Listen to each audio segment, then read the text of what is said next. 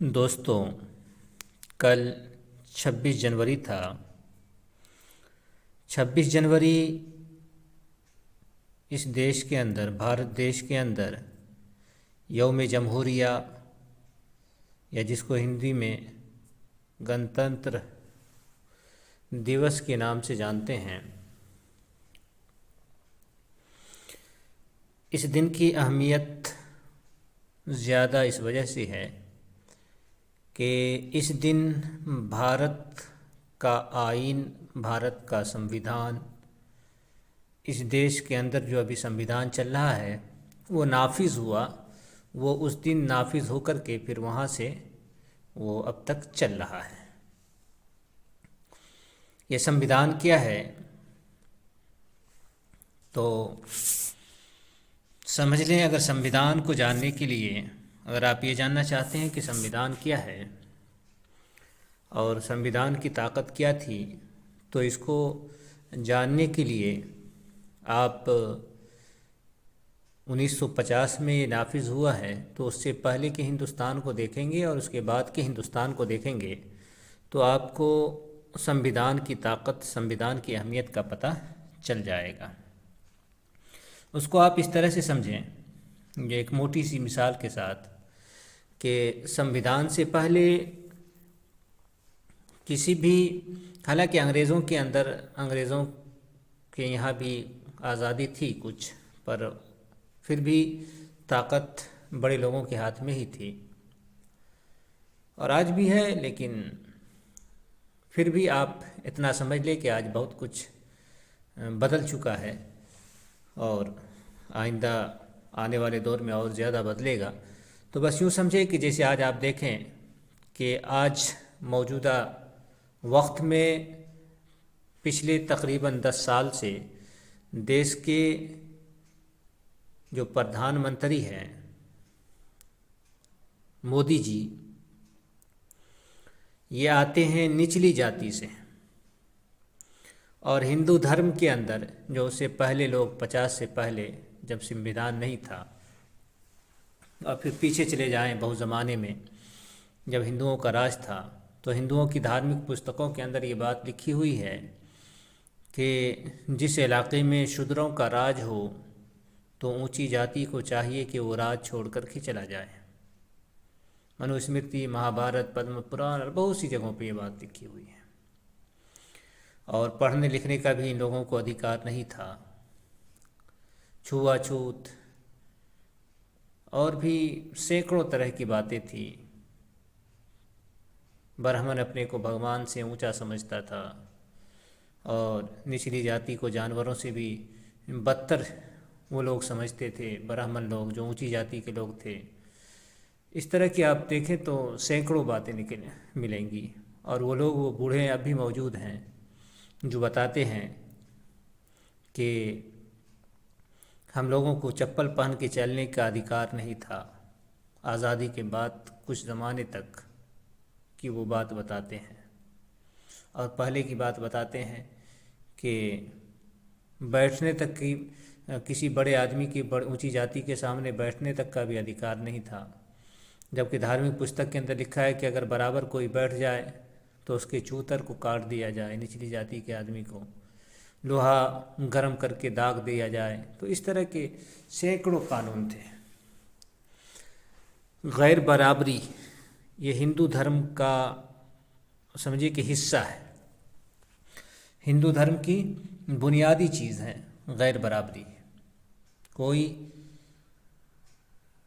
इनके यहाँ एक, समझिए कि जिसको आस्था कह लें, ये चीज़ आस्था के अंदर आ जाती है हिंदुओं के,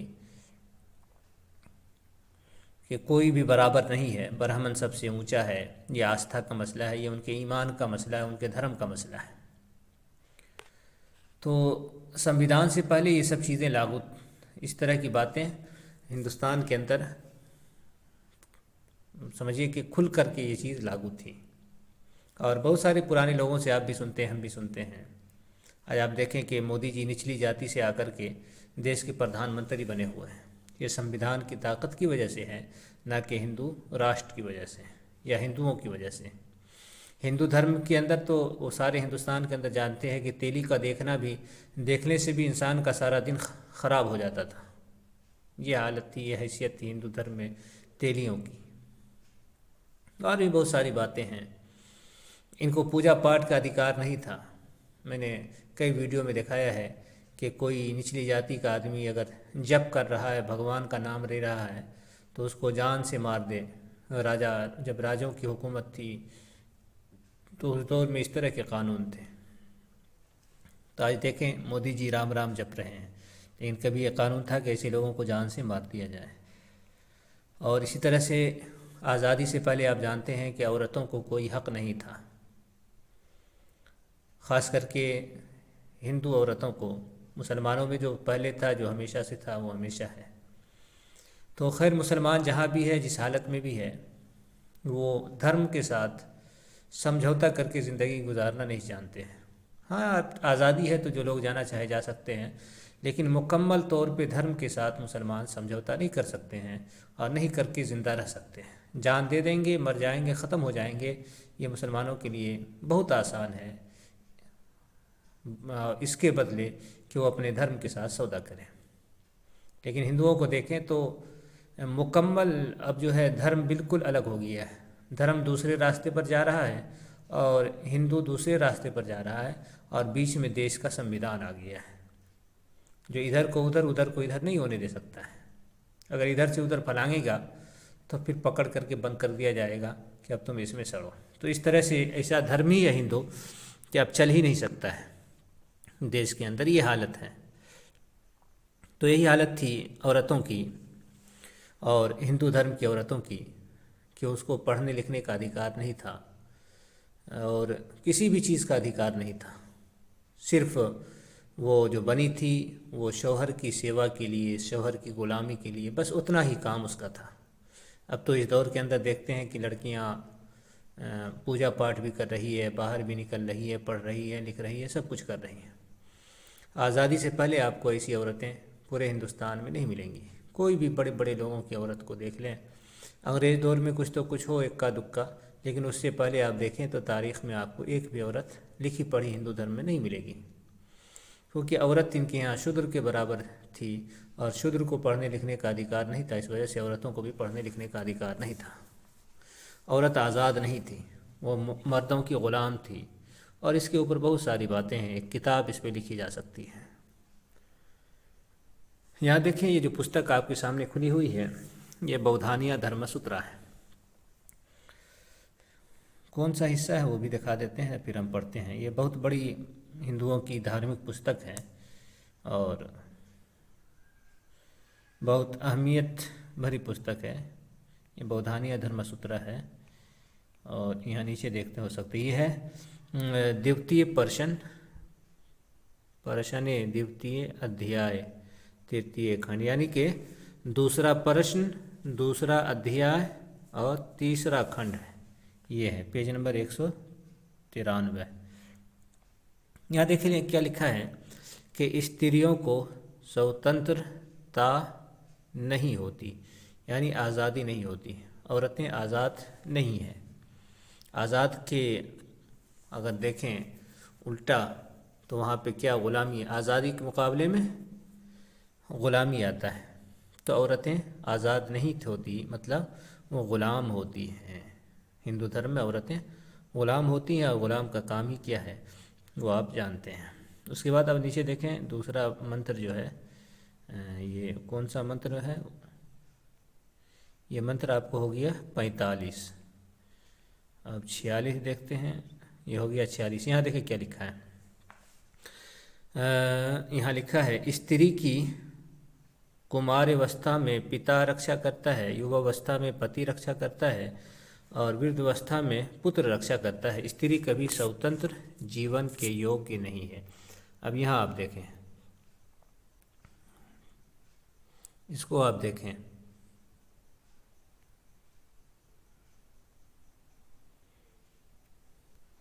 यहाँ लिखा है कि स्त्री कभी स्वतंत्र जीवन के योग्य नहीं होती, यानी आज़ाद जीवन गुजारने की लायक नहीं होती। इसे आज़ाद जीवन नहीं मिल सकती है औरतों को। और नीचे कुछ देख लें, यहाँ देखिए कि श्रुति में भी कहा गया है, श्रुति कहते हैं वेद को, उसमें वेद में भी कहा गया कि स्त्रियों में बल नहीं होता, ताकत नहीं होती, और वे संपत्ति भाग की भाग की भी अधिकारनी नहीं होती, यानी संपत्ति भी उसको नहीं मिलेगा, क्योंकि वो क्या कहते हैं एक तरह की ग़ुलाम है, और हिंदू धर्म में ग़ुलाम को और इस तरह के संपत्ति रखने का हक़ नहीं है, किसी चीज़ का हक़ ही नहीं है औरतों को सिवाय मर्द की ग़ुलामी करने के। यहाँ आप देख लें, इसको देख लें आप, संपत्ति के भाग की भी अधिकारी नहीं होती।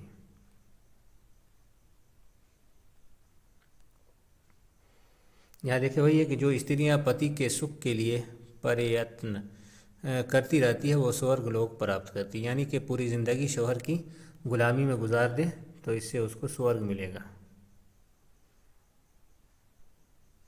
लेकिन अगर पति के जो बताया है उसका उल्लंघन करें तो इसको जो है बड़ा भारी प्रायश्चित करना पड़ेगा।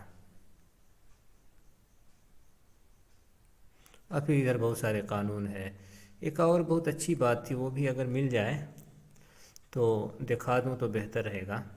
इतनी बड़ी औरतों का इतना बड़ा अपमान किया गया है, और ये सिर्फ यहाँ नहीं, बहुत सारी धार्मिक पुस्तकों के अंदर है, लेकिन यहाँ पे अगर मिल जाए तो दिखा दूँ तो बेहतर रहेगा। देख लेता हूँ अगर मिल जाए जल्दी से।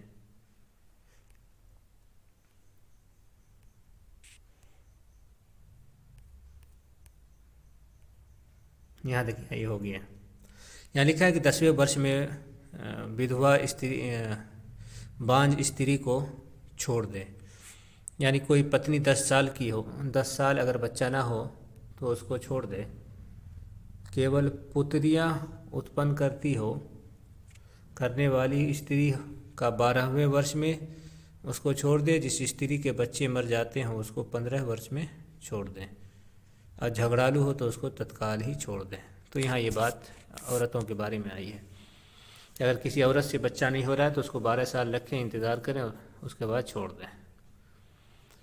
इसी तरह से आगे है कि किसी अगर पत्नी से सिर्फ लड़की पैदा होती है, लड़का ना होता हो तो क्या साल है, 12वें वर्ष में छोड़ दे। तो यहाँ देखें कि अगर लड़की पैदा होना इनके यहाँ कितनी मायूब चीज़ है, तो इस चीज़ को भी आप नज़र के अंदर रखें। ये है हिंदू धर्म में औरतों की, महिलाओं की हैसियत। और फिर आप देखें कि संविधान लागू होने के बाद कितनी आज़ादी औरतों को मिली है। सारी औरतें, हिंदू औरतें आज़ाद हैं, खुल कर के बोल रही है, चल रही है, पूजा पाठ कर रही है, सब कुछ कर रही है। ये सब संविधान की वजह से है, ना कि राम की वजह से।